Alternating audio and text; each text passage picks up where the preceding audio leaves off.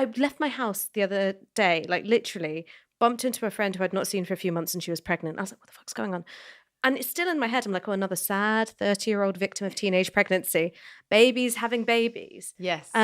So while there is a sense of, I've turned into my mother with certain things, a really profound way in which I haven't is that when she was 26, she was like, I'm ready to have a child. Like, this is something I can do. Whereas for me, I'm like, but I'm just a baby 33-year-old.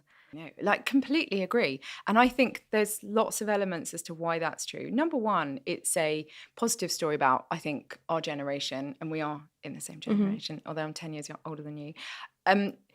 Just having more freedom and control over our bodies, right? Yeah. And that being socially acceptable, I think is the point. It's not just the medicine's changed. I think it's also that I remember, I don't know if you had this in school, but the number of lectures and scary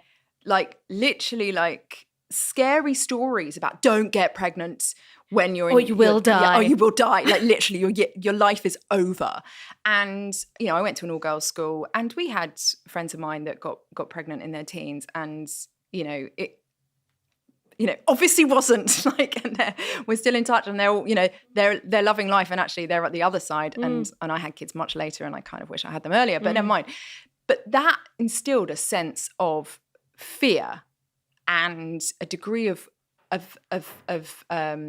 control around our fertility that was like a sort of switch we could turn on and off. And I think actually that's clearly, palpably not true. And I think we're starting to have a much more honest conversation about that. I think Gen Z are so much more aware of their fertility than millennials are. Yeah, or the kind of, and I think that's partly social media, partly over paranoia, but, sort of egg freezing in your 20s and all of that kind of stuff. And the sort of, I find quite distasteful when companies offer that as an employee perk. It kind of speaks to sort of corporations trying to Novara control Media female bodies. retains full control over your eggs.